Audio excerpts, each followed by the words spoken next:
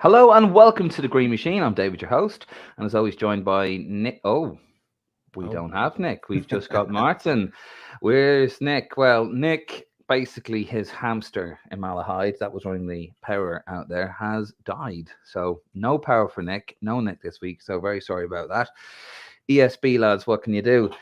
But we are here. We are live. We are sexy, of course. And speaking of sexy, we have a very sexy lineup for you this week. Let's have a look. So, we got our boys in green, the usual stuff. We're going to have a look at which Irish players are going up, down, or are in contention for the playoffs. We've got a bit of social media watch, a very interesting one, actually. Maybe the reason why Nick isn't on this week is it does involve him. And we've also got this week, back in the day, and loads of other stuff in between. Martin, how are you doing? How was your week? yeah, good. Thanks. Yeah, not bad.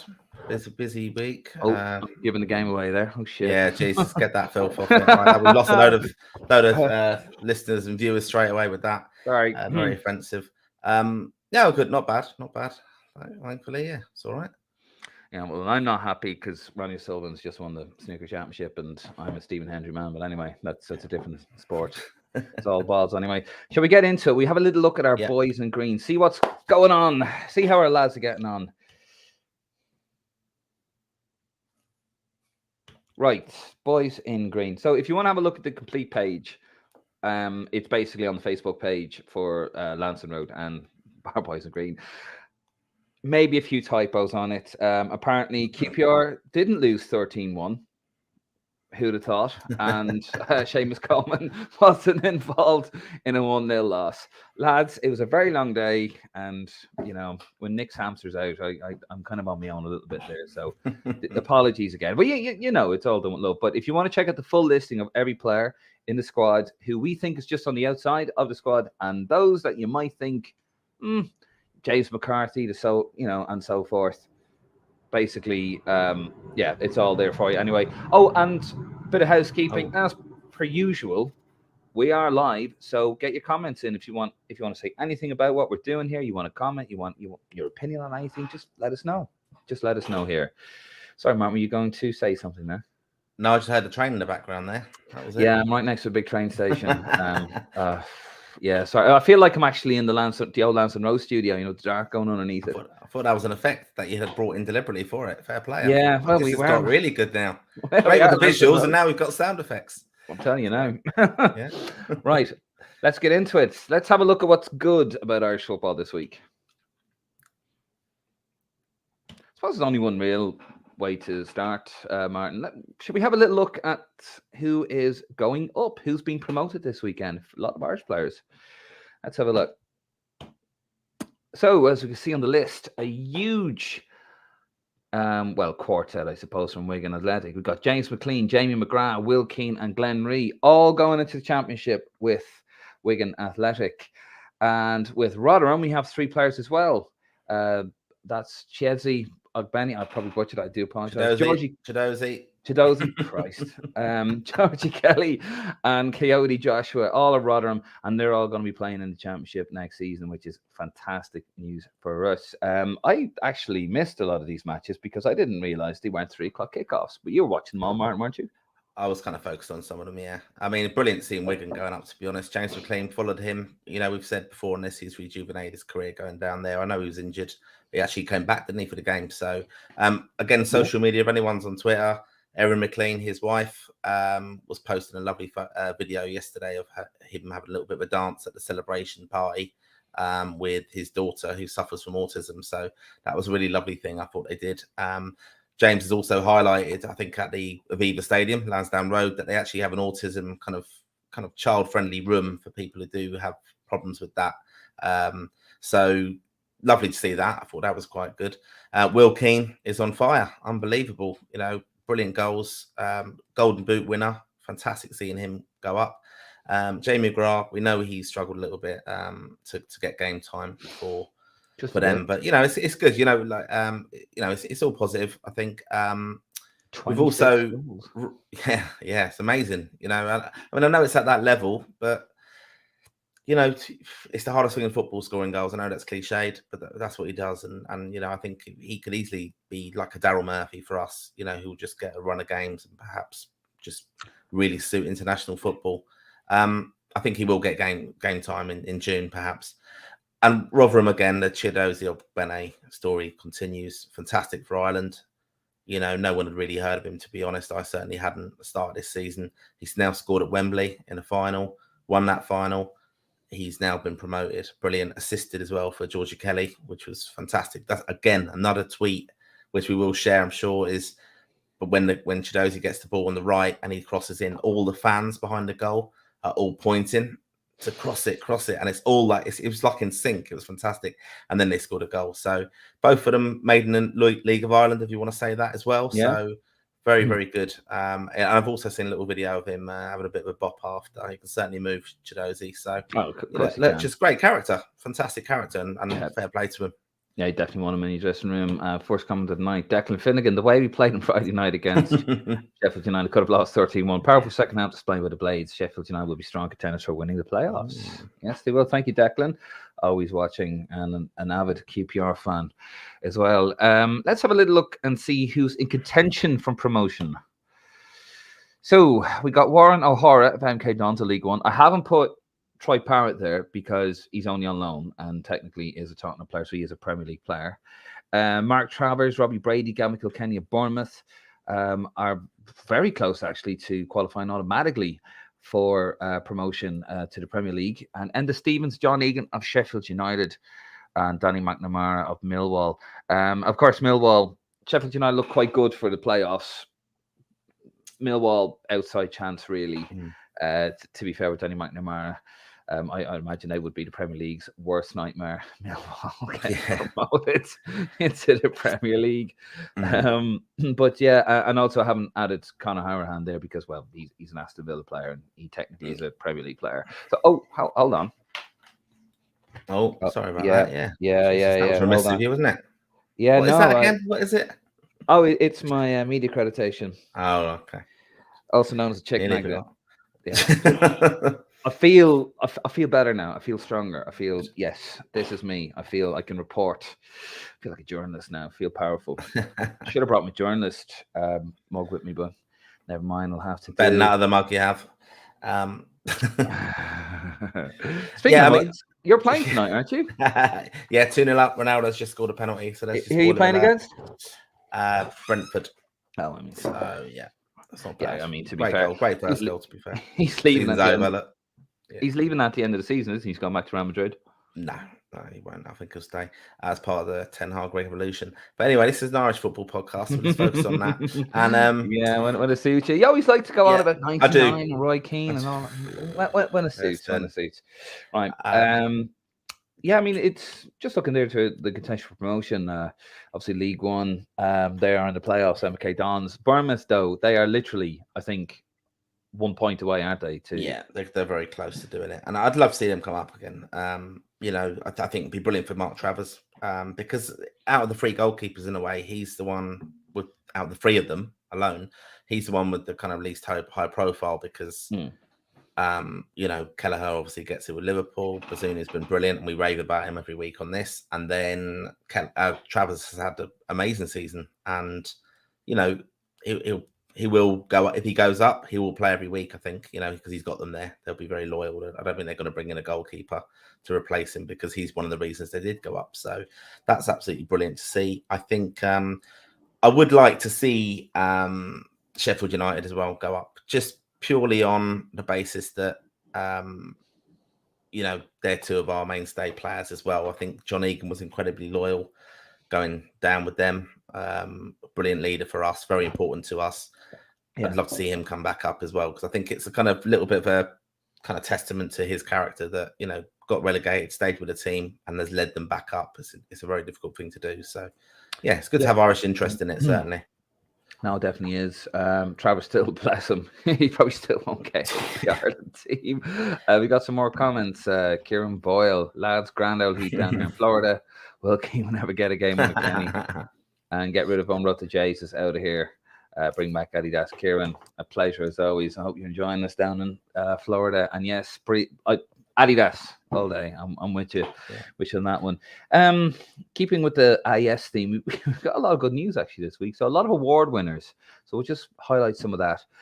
First one up is Gavin Bazunu, Player of the Season and the Players' Player of the Season. So I mean, he played his last game. He did concede 4 goals though on his last match, but I mean, I'm kind of losing words of what to say about him. I mean, that just shows you what we've known about him this season, especially. And his next move is going to be important. But look, who's not going to want him? Because what a testament that is to him and his character coming out of there with both of those awards. His manager's calling him world class. We just know. I mean, it's just an incredible story, Bazunu. Championship next season? Or... Yeah, possibly. Yeah, it could be. I mean, look, I'm really biased, of course. Man United are going to need a goalkeeper soon. So I don't think City are going to sell him to us. Actually, went to Bournemouth. I'd love it. Jeez. Yeah. I mean, I just love it. I'd love him personally. But, I think he's got the temperament, to go to the very top of even Premier League next year. He will. But I want him to play. I think he's still got so much to learn. And I think everyone will be, wanting him to play. Like, just as a modern goalkeeper, I think he's one of the very best out there. So yeah, he is. He's a complete package. So young as well. So mature. More player awards. Owen O'Connell got the Dale Supporters Trust Player of the Season there at Rochdale. Yeah, I don't know too much about him to us, but look, there's been a notable few award winners. Even goal of the season and stuff has been released. There has. Let's have a look at the award winners actually while we're at it. So Conor Ronan, Player of the Year, not the Potty Awards, the Player of the Year, and the Goal of the Year was St. Mirren. We got Gavin Bazunu, Player of the Year at Portsmouth, and Player of the Year. Will Keane, Player of the Year at Wigan, 26 goals, and Golden Boot winner of League One. Troy Parrott, Goal of the Year. We can't show it to you because Sky will shut us down. Owen O'Connell just showed you there, Player of the Year at Rochdale, and Lee and Kiernan, Player of the Year, Supporters Player of the Year at Liverpool, and there she is there. Yeah. Oh, you go. This Liverpool loving is just. I thought you used to like them. Jesus. Yeah. Well, see, we're on even keel now. You don't have you and Nick and the other fella. Yeah, I suppose. Yeah. Bullying me there. Can you just put up that one again with the award winners? All of the list of them. Club award winners. You've made an error there on the war. You're just obsessed with war. Club war winners. Sorry. Freudian slip, Martin. Yeah. Just obsessed with war. That's it. I booked a trip to go to a war zone, didn't I? With gotogate.com. And that's another thing, ladies and gentlemen. Do not hold on. You brought it up. Where is it? Yes, here we are. Do not use gotogate.com. I will say this every fucking week. Do not use gotogate.com, you thieving bastards. Trust me. And we'll mention that again later on in the podcast, just so you don't forget. I was also, still, there was a little fight on over the weekend, just a little tiny bit of history. Katie Taylor, the greatest women's fighter of all time, actually headlining Madison Square Garden, the most famous arena in the world. First ever. She was involved in the first ever female boxing match to headline Madison Square Garden. So fantastic bit of history. I didn't get to see the fight. There she is there. She is the greatest of all time. Credit to her country, credit to her sport, and just a credit in general. Never any bad stories about her. But about her. Absolutely. Look, I absolutely love her. I mean, I will say I've been around the world watching Ireland, watching Man United as well. And top sporting events I've been at. I mean, I love my horse racing as well. But definitely one of the top 3 events I've been at was when she won gold in 2012. I've also seen her on the undercard of Anthony Joshua and Klitschko at Wembley a good number of years ago now, when she was just kind of starting off pro. And one of the reasons I wanted to go to that was just to see her fighting again. But the other night, I got up at 3 a.m. to watch that, and it was just incredible. I mean, look, I know this is we're mentioning this just to clarify for anyone who doesn't know who Kate Taylor is. She did play football for Ireland, so that's why as well. We actually have a clip of one of her goals here. Watch this. She wasn't bad at the old football either. Bowling for it. She looks up. Oh, she's hit one. Oh, what a goal! Republic of Ireland. Tell you what, it reminds me of my pump. She's an incredible player. And she could have easily done that. And we've a former guest on the podcast, Sue Ronan, who coached and managed her, said she was absolutely brilliant, Kate Taylor. And when she left and became a pro and dedicated her kind of sporting career to boxing, she was always available for the girls, you know, as an inspiration. She's a very shy character. Anyone who hasn't seen the documentary, well worth watching about her. But she's just dedicated completely to her sport. And, you know, to headline Madison Square Gardens, like the mecca of boxing, fantastic. I mean, to be honest with you, that fight could have gone either way. And I was very worried for her 4th and 5th round. She took a hammering, and I thought fair play, like she's going out on her shield here if she does get beaten. And, you know, look, there hopefully been a lot of Irish fans who would have supported her. She just is incredible. And, you know, I think she just showed an amazing resilience. The other girl, Serrano, threw an amazing amount of punches, but like Katie was just technically a very, very good boxer and was making her miss. Like the percentages were ridiculous. You know, she was throwing 4 times as many punches as Katie Taylor, but that's not, Jesus, you know, I could go in the ring and just keep throwing and swinging. But, you know, if you're not technically adept at it, you know, that's what boxing is, isn't it? And he's another one who does that, Tyson Fury, who I do have an issue with. Not that I'd say it ever to him, but, you know, he went out to the St. George's Day wearing, I mean, there must be a bit of Irish in Tyson Fury somewhere. Oh, he was supposed to represent Ireland, wasn't he? And then there was a mix-up. Well, he wore the St. George's gloves the other day. Oh, well, all right, no, it's St. George's Day. But look, I must say, I've got to give a shout out on this as well, because I do obviously follow my boxing. And I saw a brilliant tweet. You might have known, and I'll give a mention to a Risk London member, Paul Boyle, known as Donegal Paul.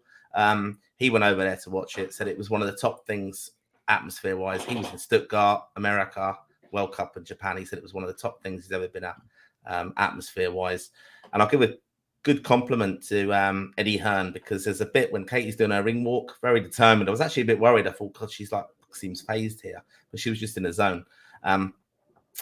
And an Irish flag is thrown out from the crowd, lands at Katie's head just behind her. And to be fair, Eddie Hearn picked that up. Now, he's not the most popular man in boxing, but he picked it up and he raised it as he walked behind her. It's a very interesting clip, like, you know. And I've seen a lot of tweets about this, of saying, you know, Katie and even Eddie Hearn showed a lot of respect for the Irish flag, which is right, more so than, you know, another sporting MMA fighter who often threw it and, you know, thinks he's a big kind of man doing so. All right, we'll move on there. That's my rant anyway. Don't annoy certain Conor McGregor there. Another award handed out, actually, a friend of yours. Well, I don't know, friend of yours. Yeah, very good friend of mine. Yep. Jim Barrett for his contribution to international football. President of CRISC, he was given a centenary medal on. Yeah. Well, we have done some fantastic work. Yeah, last week. Fair play to you, yeah, fair play. Jim's lovely, really good support of Irish football. Well known in Derry, and runs buses from Derry to the Island Games. Very, very well respected. Fair play to him. Well deserved, because I think even at the Belgian game, which was the 100th anniversary match, where they had some of these medal winners out on the pitch and stuff, there was no representation actually from CRISC at that, which I found disappointing at the time. But no, it's nice. I think that the FAI have corrected that, and shown some respect there for Jim Barr, who does an awful lot for Irish football. Amazing. Good friends with Shane Duffy as well. So, of course, very supportive of the Duffy family. Yeah. Right, lads, let's move it on. The danger here. Let's see what's not so great in Irish football this week. Well, he may be going up with the team to the championship, but he probably won't be playing in the championship. And that is Mr. Jamie McGrath. Joined in January, has played 69 minutes of league football, and has not featured in the last 6 squads. I mean, he held the champ. He shared a picture on Twitter holding the championship, and you know, everyone's going, "Yeah, well done." And I was going to share it on Instagram, but I thought, you haven't played in it. Yeah, I'm not against Jamie McGrath now, but that is a bit of an odd one. But I think that maybe that's like, you know, the press, the press official within the dressing room says, yeah, you've got to have your photo with that. Look, I really like him. I do like. I think he's a really nice guy and stuff. But you know, he needs to settle down and get in that team now and actually play football. And you know, that's what he has to do. And you know, again, get a pre-season under his belt, and hopefully we'll do things in the championship. You know, because otherwise, I can see what will happen there is he'll just end up getting loaned out in January, because he won't get in the Island squads. if he's not playing. No. And speaking of being loaned out and speaking of not getting into Ireland squad, yes, of course, we are going to bring him up again. He seems featuring every week. Mr. Aaron Connolly, 22 years of age. He's at Middlesbrough, joined in January. He's played 20 games, only 5 90-minute appearances. And yes, he seems to act the bollocks off the field. Now, I'm going to come in on this one because I've had, and everyone's entitled to their opinion. You know me, Martin, I'm not one to normally give my opinion on things. But I have to say, Aaron Connolly is a frustrating individual. He seems to epitomise everything that he's the antithesis to Irish football and how Irish players normally act. Normally, we're known for graft and getting on with it and being good lads. He just seems to be the complete opposite to that from what I'm seeing. And a lot of people, I've seen it on Twitter. There was a video shared of him at a house party. I don't know when it was. I don't know if he was intoxicated or whatever, or inebriated. But there always seems to be a headline off the pitch with him. He's not making any headlines, on the back pages, so to speak. Last April just gone, he split up with his glamour girlfriend, one from Love Island. Apparently, the police had to be called because she showed up at his gaff and went absolutely mentally down in his house in Brighton, even though he's supposed to be in Middlesbrough. It just always seems to be so. You see him on Instagram, and he's out drinking or he's out posing with his new trainers or whatever, and you're thinking, lad, you got 2 goals against Tottenham. That's it. That is your career so far. He got the tattoo of himself scoring his first Premier League goal. People are defending that, saying, "Oh, sure, what's wrong with that?" Everything is wrong with that. The lad just doesn't have the mentality to be a footballer, and he's a talented player, but he's a waste of talent. And I just find him fucking frustrating, to be honest. And I think people need to stop. I wouldn't say we're not trying to vilify him here, but you need to stop defending this. Go, leave him alone. Just because there's certain people out there that might have media interest, that might have social media interest, and you want to get them on a show, or they don't want to burn the bridges. But you have to call it as you see it, Martin. It's not good enough, is it? I mean, it's not good enough. No. He's like Stephen Ireland when Stephen Ireland stopped playing for Ireland and didn't want to play anymore, and then became famous for having Stephen Ireland was good, pink rims on his car. Yeah, but Stephen Ireland has done a lot more. He was good. This guy, he's just a modern footballer who has let it go to his head, to be honest. And look, I'm very positive and would encourage anyone, Ireland player. I want to see them always do well.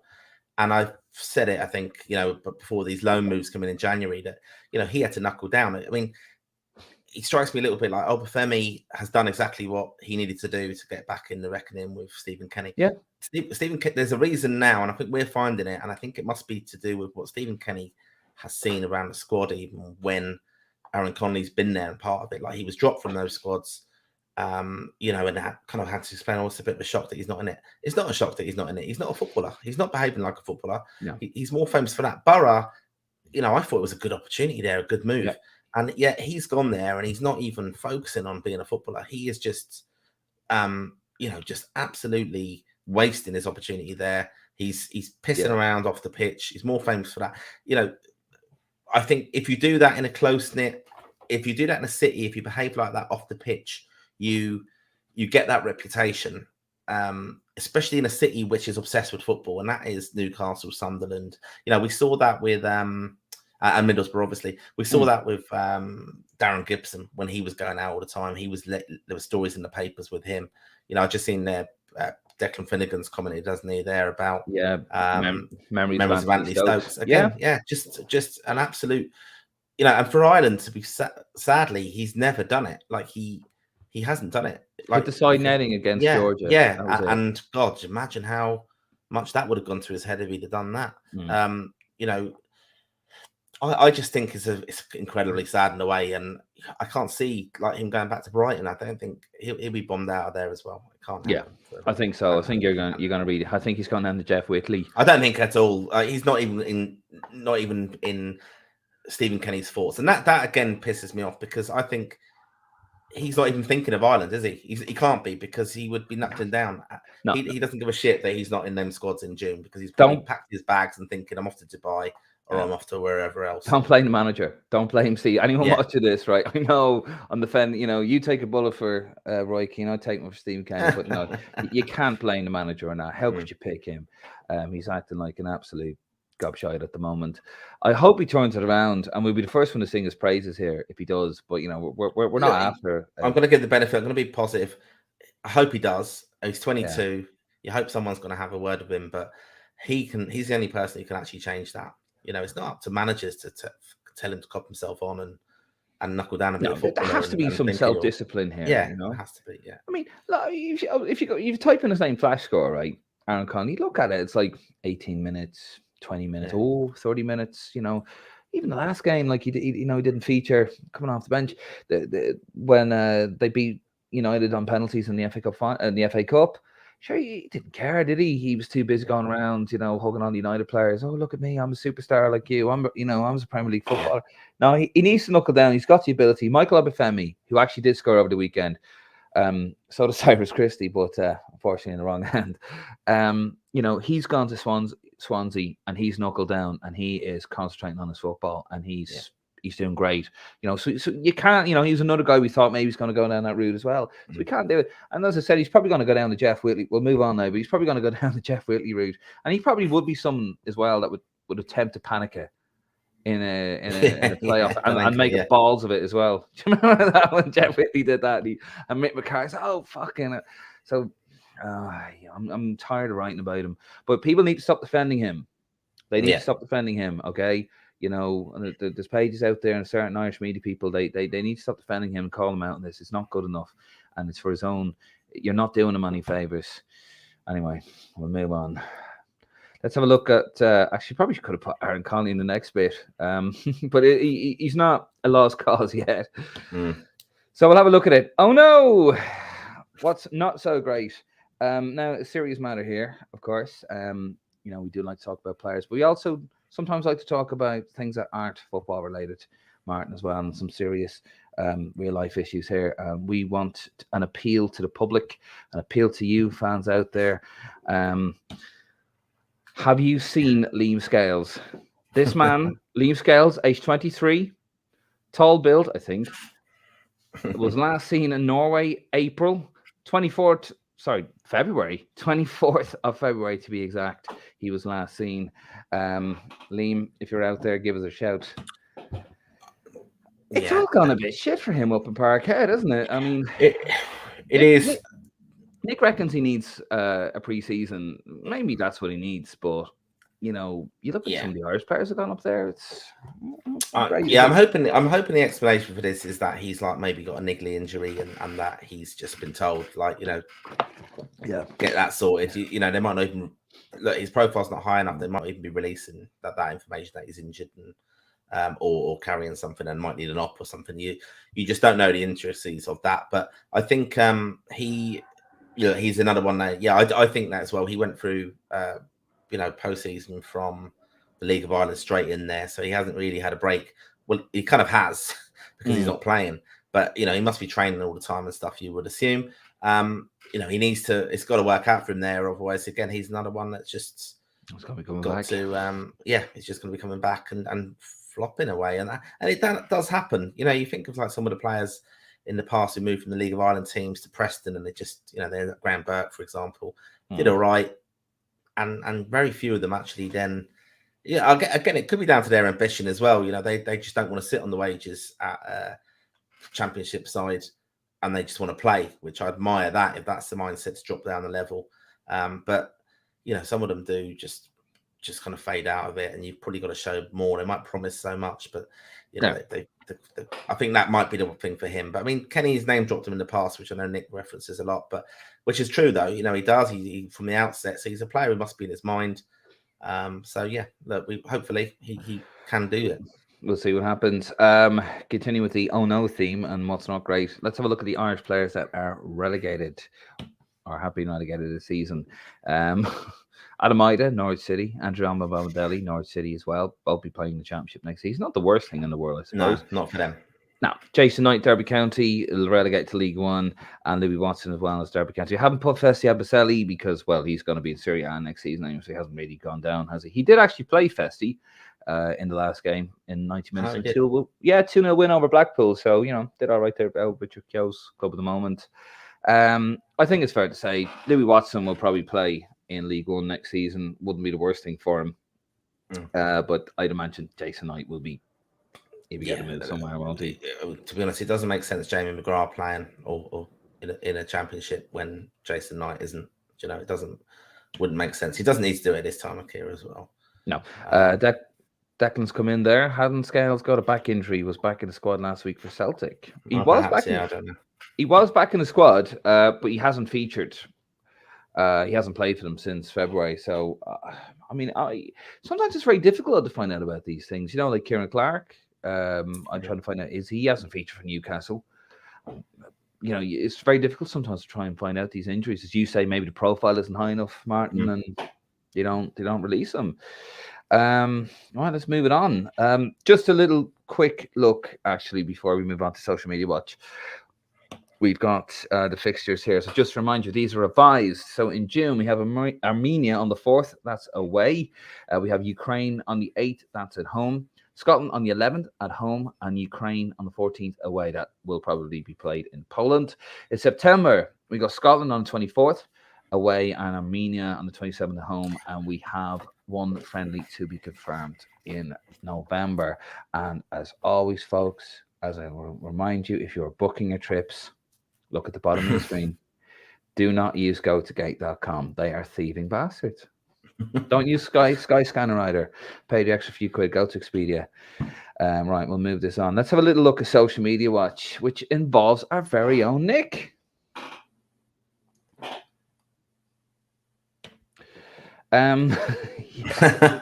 He's actually raging. We want him on. I do want him on for this. I want him on this.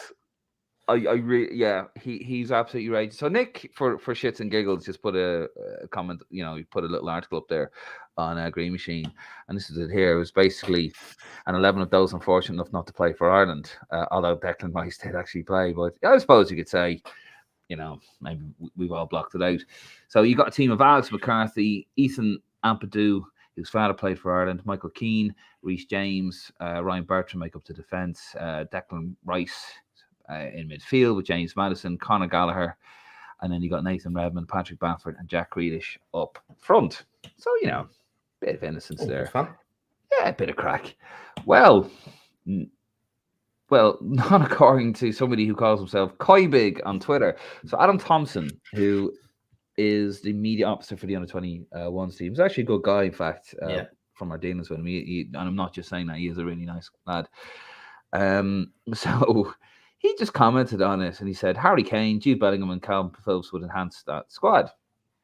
Well, Mr. Koibig at Mail NAGE, I don't know what he's trying to spell there, but anyway, he's on Twitter. Well, he responds to it. Maybe focus on the players that have declared for us rather than the have-nots. Kind of missing the spirit of the article. Yeah. Which Nico responds, go away, it's a bit of a laugh. And Koibig goes back in capital letters. Now, obviously, this will be an audio podcast as well, so that's why I'm reading it out. So Koibig has responded in block caps, if, same repetitive shite. And media at FA Ireland going on about players who declare for other countries enhancing our squad, and he puts like a little emoji with the obscenities, the obscene thing, even though he just swore on it. Anyway, and then Nick goes back to him. Little to be worrying about. Enjoy getting carried away with yourself. We certainly are. And of course, he responds, plenty to be worried about. Just cringing at an Irish team site who focuses on copying other sites by posting the same crap about players who may have played for Ireland but really have zero interest in playing for Ireland. And Nick did respond. I think it's actually ongoing at the moment. Of course, Nick says, well, it's hardly original. You're calling yourself Koibig. So there's...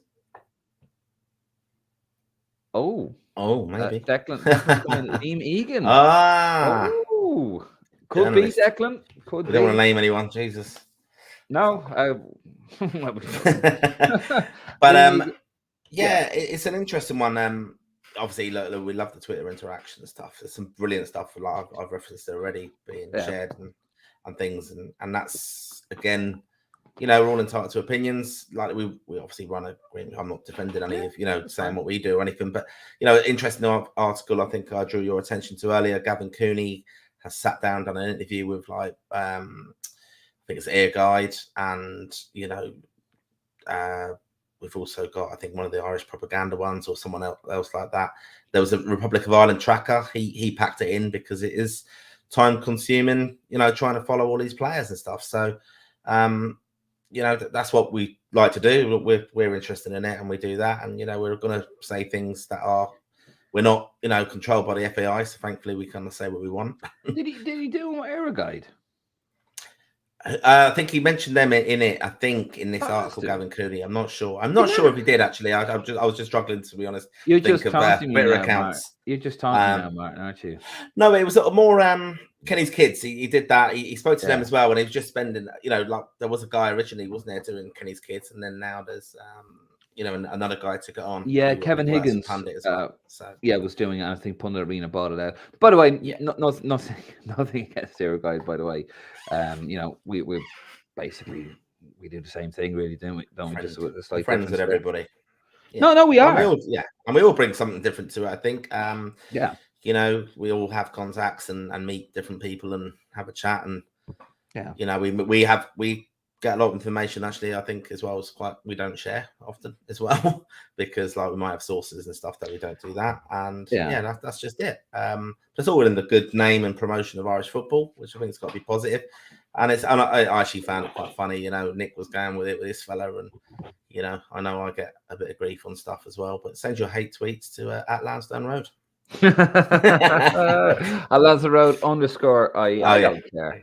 I wouldn't mind a bit. I get enough abuse on my own page actually at the moment. But I think what people, and I never get asked to do these things anyway, any interviews or whatever. But it is what it is. But I can definitely sympathize and empathize with anybody that runs these sorts of pages. It's a lot of work, and it's just really for the love of it. We don't really make too much money out of it. No money. We don't no money, and we get and you get called out by people who do nothing for like the slightest little error or not knowing that it's not someone's birthday and you said it is and things like that. Oh yeah, or you fucking you got this date wrong, and you're trying to put it up, but anyway, it is what it is. That the public is the public. And speaking of trolling, we do love the public, by the way, and keep your comments going. Sure, I don't mind it. It doesn't bother me, to be honest with you. Speaking of the public and trolling, here's James McLean trolling Bolton Wanderers, giving up to the Bolton manager a while ago. When actually the Bolton manager said, "Oh, but we're the best team in the league," and then basically McLean said, "Yeah, see you next year." Bolton, they're stuck in League One, aren't they? Yeah. And there's Wigan going up there. I mean, McLean, he doesn't give a shit, does he? No, brilliant interaction on socials and stuff. I know he gets a lot of grief, but he's fair place. And speaking of grief here, Declan Finnegan, like awards called out. Yeah, exactly, Declan. Exactly. He makes me go back and do it as well. Yes, thank you. Spent all day putting it all together. So, bastards. Oh, let's get me. Obsession with war. What can you do? There you go. Right. Well, I think that's it. That's it for this week. I do have a little. I need to plug something. Go on. What's the plug? Right, 20th of May, Friday, 20th of May, at the Cladder Ring, Wrist London, are hosting our annual charity quiz. It's been deferred for a number of years, obviously with COVID. But 7:30 at the Cladder Ring, Northwest London, NW4, something else. Look it up. I've got posters on Wrist London's at Wrist London. All welcome to attend. It's in aid of the Irish Motor Neuron Disease Association. So we'll have a good night, good fun quiz. Not all football, so it's general knowledge. Bring the missus if you want, or arrange that long-awaited first date or that you're trying to arrange. More than welcome to come along. Meet all the members. You get the second base there, wouldn't you? Listen to my dulcet tones. It could all the wheels if that's the right phrase. But anyone's welcome to attend. Meet West London members as well, obviously at that, and find out a bit about the club, especially if you're based in London or the surrounding areas. More than welcome to attend. Always a good night. So yeah, and there'll be a raffle as well to win a signed Ireland shirt as well. So yeah, no, it's always good crack. I'm going to be there. Oh, I am going. I actually don't let that put you off. Well, if you want to have a go with me in person, like you know where I am, I'll sit in the corner. I'll put a pint glass of water in front of me so I can throw it over my head, and whatnot. Now I'm looking forward to that. Hopefully not going to charge me full price, and you know, for entering the quiz for a charity. Jesus. Yeah, Christ. since I'm enhancing it as well. And just remember, motor neuron disease is a fuck of a disease. Yeah. It's claimed the great Colin Murray, RT commentator, great personality, lovely man as well, absolute gentleman, Irish horse racing, and also he did cover a lot of Jack Troughton games and all that around that era. And unfortunately, it's in the middle of claiming the wonderful, great, legendary Charlie Bird as well, who's also another personality. And he actually a couple of weeks back he walked up Croagh Patrick. He did it, which was a hell of an achievement considering. Incredible. Yeah, so it was a very worthy cause. So do absolutely, and we'll have posters and literature and all that kind of stuff out there for it. One thing we better plug as well, because I don't, Nick will probably get the next plane over to London and punch me in the face. But we have a new series coming up. We have a new podcast. Which we want to plug and we're very excited about. We've got tons of episodes. It is the 20th anniversary. So here we are. It's a 2002 World Cup 20th anniversary series. We've got loads of stuff coming up. We've got guests, a couple of cheeky guests hopefully lined up for that. We've got, we're going to talk about Saipan, where Martin just serenades Roy Keane because that's what he does. We're going to talk about all sorts of stuff, the squad announcement, loads of so if you like the Manager series, by the way, which is on greenmachinepodcast.com, if you want to listen to all of that good shit, there it is, greenmachinepodcast.com.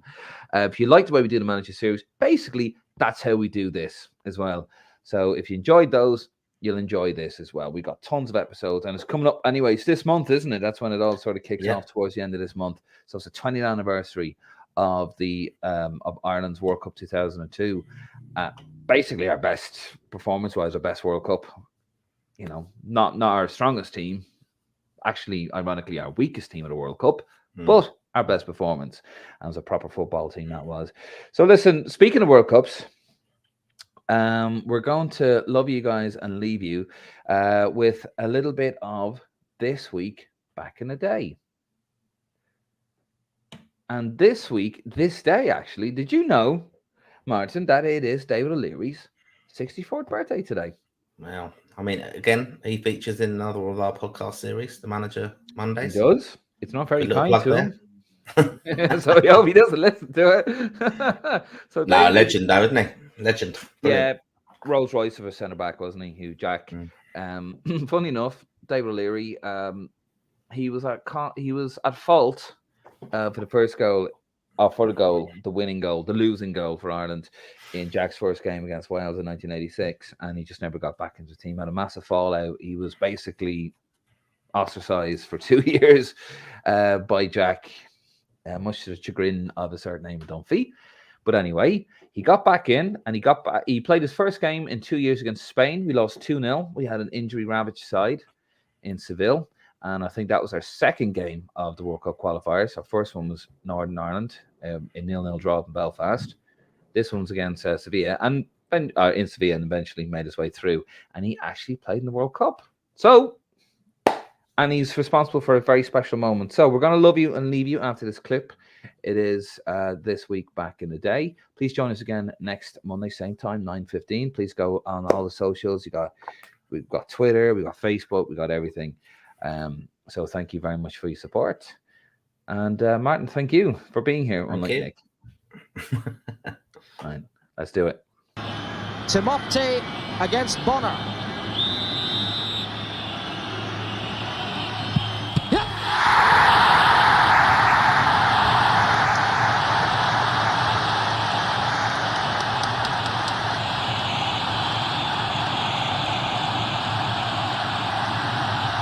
The big man from Donegal has set it up for a victory.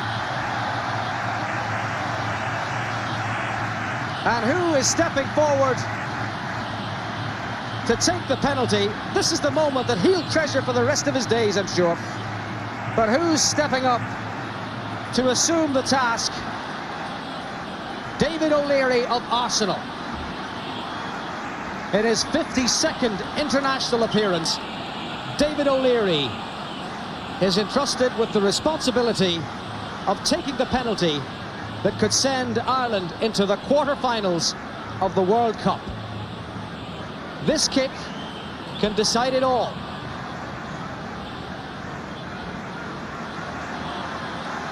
The nation holds its breath. Yes,